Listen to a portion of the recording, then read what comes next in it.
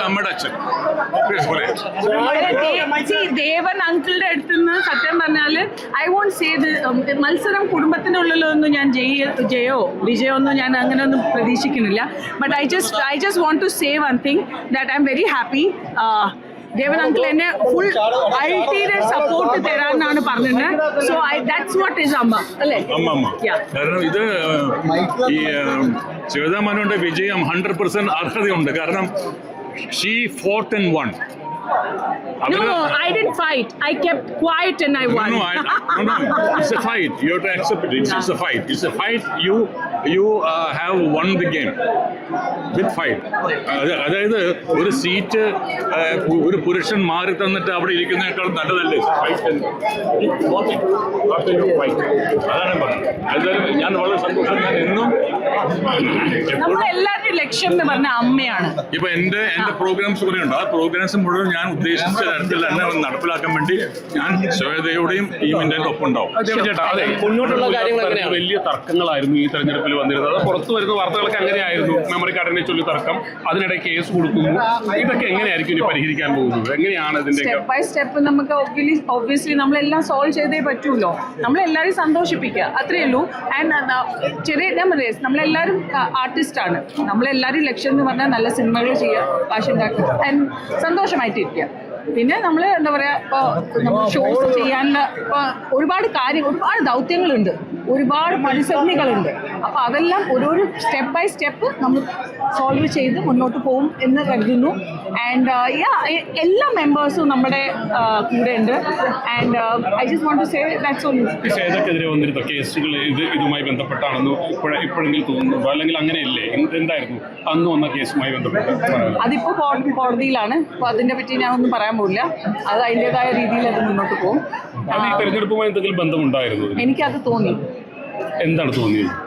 തന്നെ നിങ്ങളിപ്പോൾ ചോദിച്ച ചോദ്യത്തിന് തെരഞ്ഞെടുപ്പുമായി ബന്ധമുണ്ടായിരുന്നു. അതെ, ഒബ്വിയസ്ലി. ബിക്കോസ് ഞാൻ ഈ സിനിമകളെല്ലാം 10-12 വർഷം മുമ്പേ ചെയ്ത സിനിമകളാണ്. അപ്പോൾ അതിൻ്റെ പറ്റി ഇപ്പോൾ ഈ സമയത്ത് ഒരു ഭയങ്കര ടൈമിംഗ് ആയിരുന്നു. പക്ഷെ അവരെല്ലാവരും മറന്നുപോയത് ഞാനൊരു കുടുംബിനിയാണ്, ഞാനൊരു അമ്മയാണ്. അപ്പോൾ എൻ്റെ ഫാമിലിക്ക് അത് ഭയങ്കരമായി ബാധിച്ചു. അതാണ് എനിക്ക് ഭയങ്കര ഷോക്ക് തന്നത്. ഈ പരാതിക്ക് പിന്നിൽ സഹപ്രവർത്തകർ തന്നെയാണെന്ന് തോന്നുന്നുണ്ട്. അത് കോടതിന്റെ തീരുമാനം വരട്ടെ, അത് അതിൻ്റെതായ രീതിയിൽ പോട്ടെ. I won't say that. അല്ല, ഈ പരാതി കൊടുത്ത ആൾക്ക് സിനിമയുമായി യാതൊരുവിധ ബന്ധവുമില്ലാത്ത ഒരാളാണ്. അതാണ് ഞാൻ ചോദിച്ചത്. സഹപ്രവർത്തകർ എനിക്കും അത്ര ഷോക്ക്. എനിക്ക് ആ ആൾ ഇന്നുവരെ കോൺടാക്ട് ചെയ്തിട്ടില്ല. എനിക്ക് ഇയാളെ അറിയില്ല, ഒന്നും അറിയില്ല. സോ മൂപ്പര് എന്താ പറയുന്നത് എനിക്ക് മനസ്സിലാവില്ല.